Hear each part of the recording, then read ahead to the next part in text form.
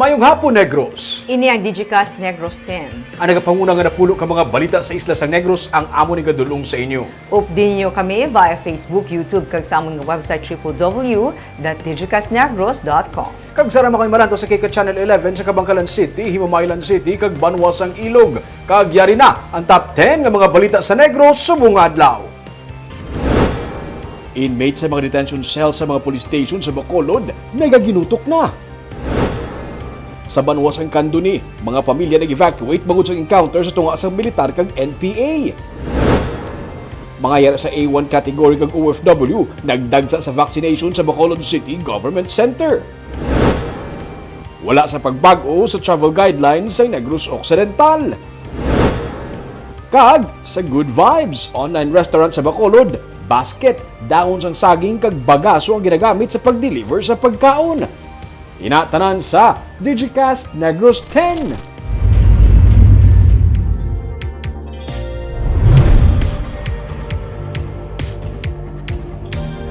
Sa number 10, enhanced habagat dalas ng duha ka bagyo ang padayon nga nagadalas ang pag-ulan sa probinsya.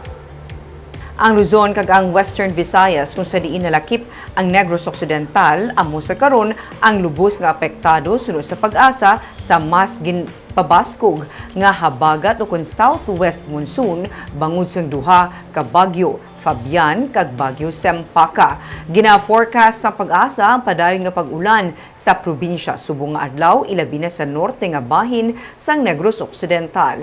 Posible man ang pagbaha kag pagluntad sang landslide. Ang Bagyo Fabian ang karon yara sa 740 kilometers east northeast sang extreme northern Luzon kag ini ang may kabaskugon nga 130 kilometers per hour malapit sa sentro kag pagmadlos nga tubtub 160 kilometers per hour. Isa pa sa nagapabaskog sa nga habagat amo ang Bagyo Sempaka sa Gwa sang Par nga yara sa 1,030 kilometers west sang extreme northern Luzon. Gina-forecast nga sa Sabado pa magwa sa Par si Bagyo Fabian kag magapeak pa sa 155 kilometers per hour ang iya nga kabaskugon sa buwas nga adlaw.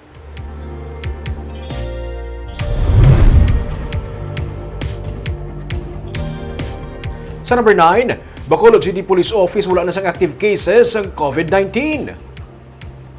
Wala na karon sang aktibo nga kaso sa COVID-19 ang Bacolod City Police Office matapos mag-ayo na sa COVID-19 ang hepe sa Police Station 2 sa Bacolod. Sunod kay Major Sherlock Gabana, spokesperson sa BCPO, wala man sang may nagpositibo nga close contact si Pindon, gani wala na sang may nadugang pangakaso sa Bacolod. Nagpanaog naman sa 11 na lang karon ang active cases ng COVID-19 sa kapulisan sa probinsya. Sa datos sa Negros Occidental Police Provincial Office, naglabot na sa 180 ang recovery sa mga kapulisan sa Nokpo. Kag 11 na lang among karon ang nagapabilin nga active cases. Sila naka-isolate naman sa karon.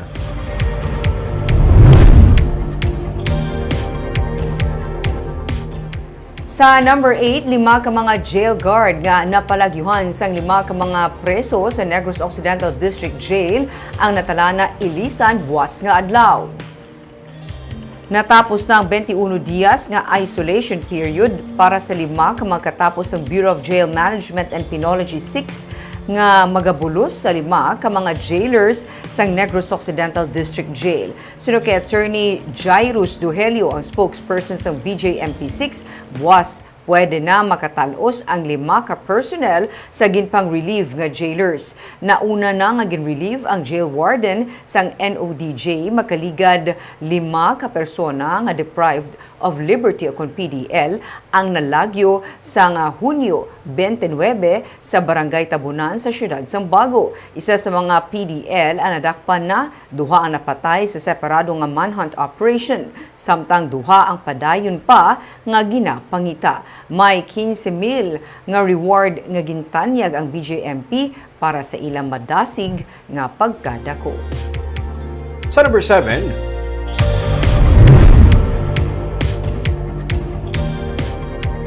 Bacolod City Administrator M. Ang luyag maklaruhan kung paano nalumo sa korupsyon kag paano ginkulang sa panghimanwa. Initaliwasan ang ginpahayag niya ni 3rd District Congressman Albi Benitez. Ang pagkilala sa Bacolod bilang top model city humalin sa nagligad nga tuig kag ang pagbaton sa mga awards kasubong sa most business-friendly city kag best performing local government unit halin sa Department of the Interior and Local Government ang pinalang sa makabig ni City Administrator M. Ang basehan sa kadalagan sa bahin sang maayo nga panghimanwa. Ganiluyag niya man maatagan kung ano ang nangin basehan ni 3rd District Congressman Albe Benitez sa pagsilingan na lumus na sa korupsyon kag ginkulang sa good governance ang Bacolod. Si Benitez ang nagpabutyag na magpapili sa 2022 elections sa syudad sa Bacolod. I need more context. That is what I said. I need more context. Siguro, if Bacolod is drowning, in what sense? Kasi, it's a figure of speech or in what sense? Anybody can make a statement. So, kung, let's say, mabal ka nga may corruption, you have to prove it. Oh, okay, those are serious man sila nga statement. So,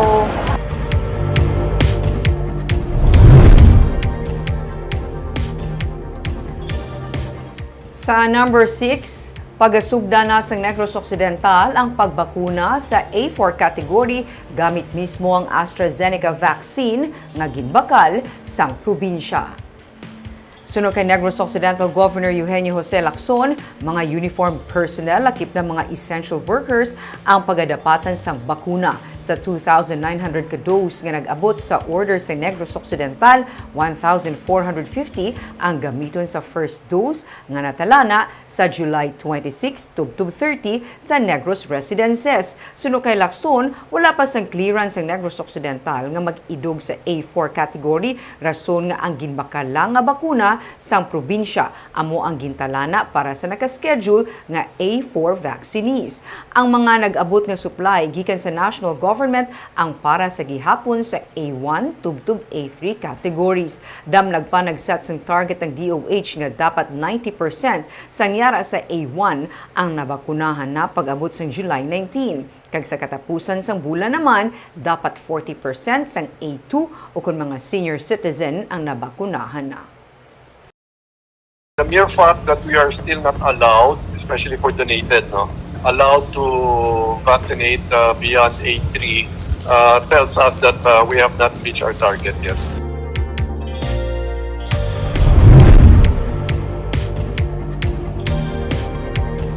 Sa number 5, iniluyag sa karon sa probinsya nga dali-dalion ang pagdugang sa mga flights pasulod sa Negros Occidental. Inisulod sa kay Negros Occidental Governor Eugenio Jose Lacson kasunod sa proposal nga dugangan ng flight sa probinsya. Damlag pa nagduso ang Philippine Airlines nga sarang sila makadugang sang flights para sa Negros Occidental nga mag-cater sa fully vaccinated individuals. Sunod sa kay Lacson, dapat anay nga maghalong ang probinsya ilabi na nga gid-report nga may kaso sang Delta variant sang COVID-19 sa Antique. Sunod kay Lacson, sa karon hindi pa mapatod kung ano kadako kung tubtub-diin ang naapektuhan sang among variant nga ginakabig mas makalalaton. We should even be more careful, because of the Delta variant. We really don't know how widespread is that variant here now in the country. So most likely we are not gonna rush into allowing them more flights.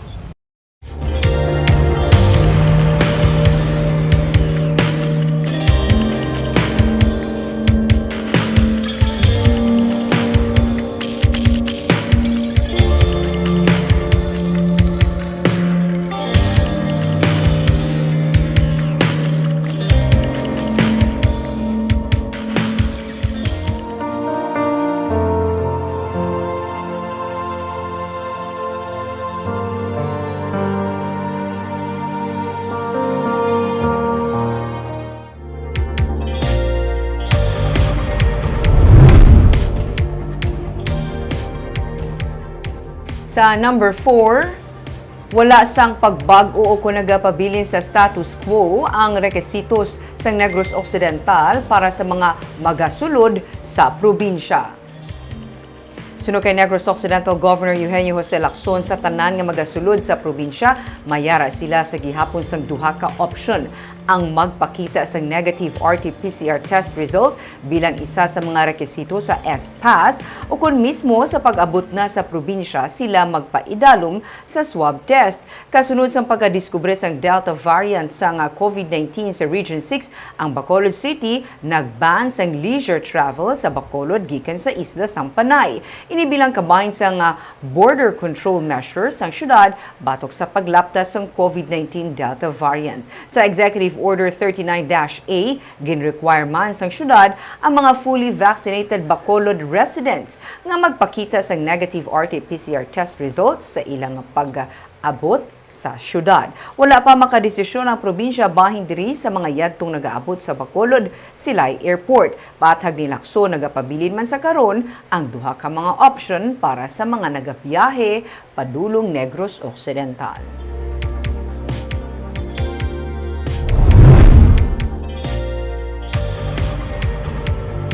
Sa number 3, wala mapungga na pagdagsa sa mga tao nga luyag magpabakuna sa Bacolod City Government Center kay inasang aga. Ini sa una nga adlaw sa pag-roll out sang Pfizer nga vaccine para sa A1 kag A2 category. May report si Nico Delfin. Nagaidas ng linya sang luyag magpabakuna sang Pfizer nga brand sang COVID-19 vaccine halin sa third floor pakadto sa gwa sang Bacolod City Government Center kay ina sang aga.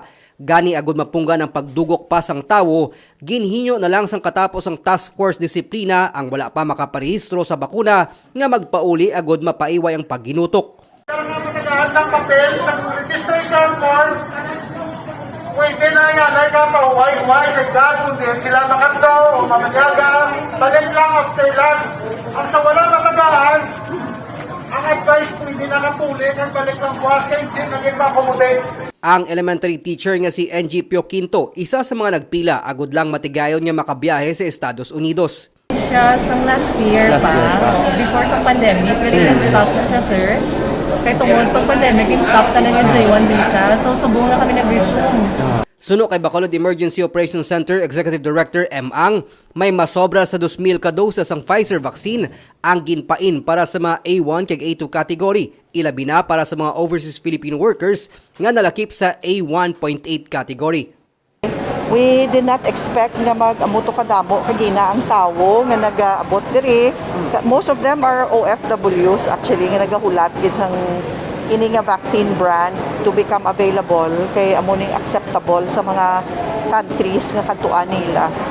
So May masobra sa 5,000 nga OFW ang nakaparehistro para sa bakuna, pero kutob lang sa malabutan sang supply ang sarang makaambit sang Pfizer vaccine.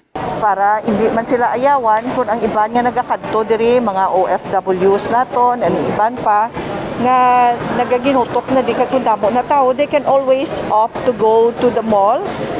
Ara kita sa SMX, sa Ayala, kag sa Robinsons. Pwede gid sila kapabakuna dito, may available kita AstraZeneca, may ara man kita nga Johnson & Johnson. Yara na sa A1 tub A4 categoring vaccination rollout sang syudad. Nalakip diri mga medical frontliners, senior citizens, may comorbidities, mga negosyante kag iban pa nga frontliners. Pero nagapanugya ng pamunuan sang AOC nga nagakinahanglan gihapon sa mga luyag magpabakuna nga mag-register online agod man mapaiway ang paginutok sa mga gintalana nga mass vaccination areas. Nico Delfin para sa DGCast Negros. Sa number 2,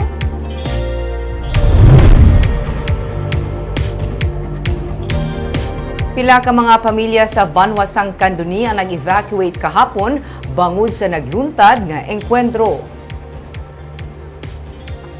Mga pamilya gikan sa 14 tanan ka pamalay sa barangay Kaningay sa Banwasang Candoni ang nag-evacuate kahapon matapos magluntad ang sunod-sunod nga engkwentro sa bahin sang sitio Ginubatan sa amo nga barangay. Suno kay 2nd Lieutenant Wian Sandag, Civil Military Operations Officer sang 15th Infantry Battalion, nagsugod ang engkwentro sa tunga sang tropa sang 15th IB kag mga ginapatihan NPA matapos magpatigayon sang combat operations ang Army angot sa ginaalagar extortion activity sa mga rebelde.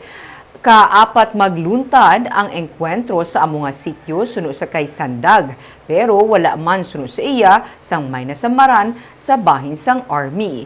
Hindi naman mapatod sang army kung may napatay sa bahin sa mga rebelde, pero may mga dugo sila nga nakita suno kay Sandag. Nag-coordinate man ang army suno sa kay Sandag sa barangay nga ipa-evacuate na lang ang pila ka mga residente para masiguro nga hindi sila madalasa sa pagbayluhanay sang lupok. Padayon man ang clearing operation sa militar sa encounter site kung sa diin ila man nga sulod ang hideout sang mga rebelde. Kag sa numero 1 sa mga balita, subong nga adlaw.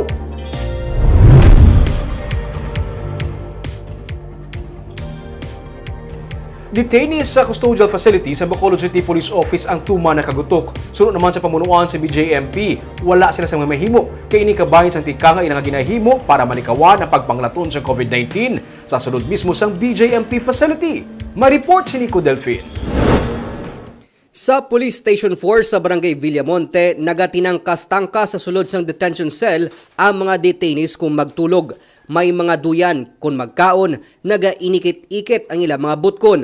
Pating lababo, ginhimo na nga palahuwayan. Di ba ginakomment ng iban sa inyo? Di sino na i-comment? Na ano kayo positive illegal sir, mga medyo na stranded dami na yung mga Magluwas nga ginot, ano pa gidang problema niyo? ano bag sir eh. Naglabot na sa kisame ang ginhimo nga papag sa mga detainees. Tabi-tabi lang sa mga nagakaon, pati ang kasilyas ginhimo na nga hiligdaan. Ginabutangan na lang sang electric fan sa gwa para may hangin nga magsulod. Suno kay Police Major Junray Batadlan, Abril pa sang nagsugod ginutok ang mga detainees sa pasilidad, bangod hindi makabaton gileon sang ila ginakomit nga detainee ang Bureau of Jail Management and Penology. Hindi man siya rason para hindi kami mag-ubura sa ngamon regular and weekly mga compliances. Ilan lang ginamon bagdakop. Amo nang mandato sa amon magdakop sa illegal drugs, illegal gambling, pag mga wanted person. So amo lang na ang ginapangabay ko tani mag next na commitment damo na ang ipa-commit sa BGMP para mabuhi na naman ang amon ding PDL sa police station. Ang custodial facilities ng PNP station doble ang unod sang ila sini sarang lang nga maakomodar. Ang good for 20 nga detention cell, 41 na ang unod. Gani hindi mapaiway nga pila sa ila ang nagbatsyag sang balatian kasubong sang hapo kag mga skin allergies. And then kung may ginabatsyag ang aton PDL, automatic gatawag ka sang mga volunteers, medical volunteers ta. Gina-check ang ilang blood pressure, vital signs. Na kung kinahanglan nila medical attention nga kinahanglan check up ginapasugtan ginamo. Sunod naman kay Attorney Jairus Duhilio, spokesperson sang BGMP 6. Ginakinahanglan nila nga mapaidalom anay sa 20 days isolation period ang bago commit nga inmate antes pa man ginasulod sa mga BGMP facility.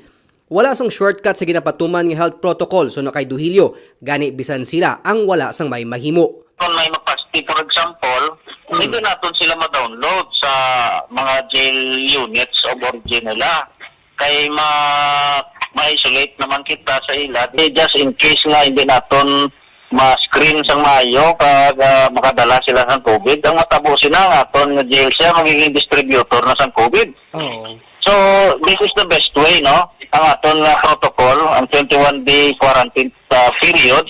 Handa naman ang mga detainee nga magsakripisyo o galing nga masubo lang suno sa ila, amo nga bisan ang ilang mga pamilya ang hindi na makabisita sa ila. Gani bisan magutok, pila sa ila ang nagapanagilot agud lang makasulat sa ilang mga himata.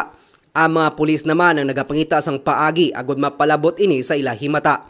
Ang ginakabalakan pa sang kapulisan, amo nga magluwas nga sarang ini makaapekto sa ila kampanya kontra sa illegal nga droga kag iban pa nga kriminalidad, posible nga maglapta pang balatian sa sulod naman sang pasilidad.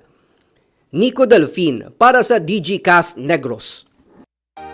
Sa Good Vibes, isa ka online restaurant ang nagaserve sang pagkaon kag ilimnon nga nakabutang sa basket, dahon sang saging, bagaso kag ginabutang sa native pandan nga bag kag gina-deliver. Aton ini saksihan sa report ni Romeo Subaldo.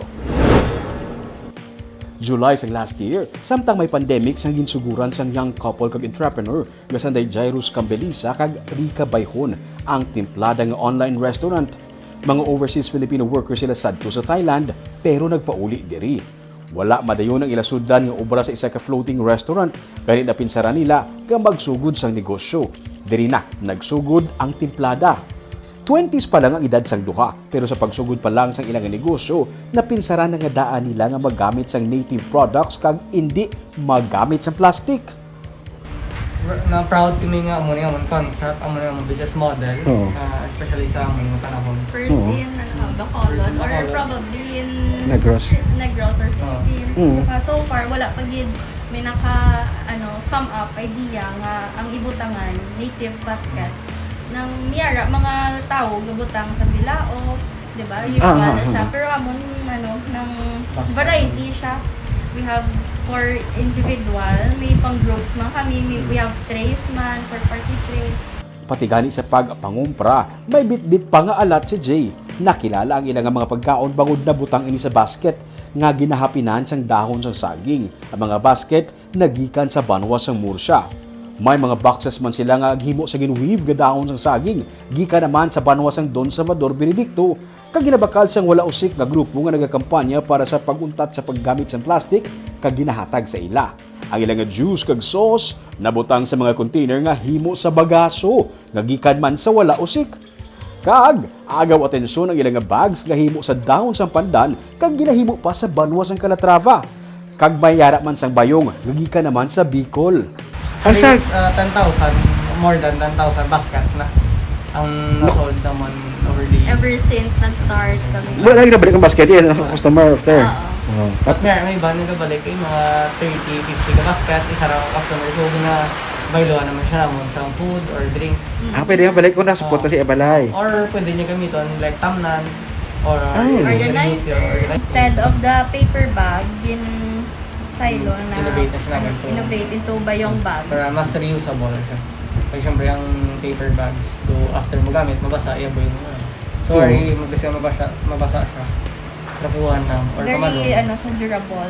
Ang mga cups nga himo sang bagaso ang ginahapinan sang dahon sang saging para makabulig suporta sa paper cup. Personal commitment kuno nila ang magamit sang eco-friendly nga materials. Sa karon, online pa lang ang ilang negosyo. Wala pa sila sang physical nga restaurant. Bangod sa Thailand sila naghalin, may mga Thai food sila nga ginatanyag. Na narisari nga mga pagkaon ang ila ginaserve halin sa snacks, pakadto sa panyaga, o kung panyapon, initanan sa namakitaan sa Timplada page sa Facebook ug Instagram. Nagaplano sila nga sa hindi madugay, magapatukod sang physical nga restaurant kag eco-friendly man ang vibes ug ang practices. Barb, grabe no? Fresh idea sa din sa mga hubin pa nga mga entrepreneurs natin sa karon. Pero Ming, magluwa sa pagkaon no, nga kanami gid man sang hitsura pa lang. Ang mga suludlan, paano matabo man kung hindi mauli? Ipa-back up yan kaguro Barb. Actually, nag-post ko kagina, may namangkot, pwede mapangayo ang bag. Ang system na galing Barb, yung basiyo mo siya. Baka magbalik ka next time, ibalik-balikan niya na baka sila naman yung baga may unod na sang in-order mga pagkaon. So baga, to create loyalty man among sa ilang mga customers. So, balik-balik ang bag. Kung gusto mo siya gamiton, i-take care mo lang. Kung gagamitin sa iba niya bagay, pero mag-next ka nga balik sa ila, balik mo naman ang bag, isla naman nilalain. Kaya feeling ko kamanahalon sang bag. Katahong Barb, pero imagine Calatrava siya nagalin. Aton niya pong produkto sa Negros. Promoting local. Katahong gid. Kaaga mo yan itong mga balita sa Negros, subong nga adlaw. Kay man sa panahon karon importante nga may ihibalo ka sa nagakatabo sa imo nga palibot. Pero dapat balanse kang eksakto ang mga impormasyon. Padayon kami nga magapangalagad sa Negrosanon. Ako si Barbara Mijares. Tugtog sa buwas, ako naman si Romeo Subaldo, mayong hapon.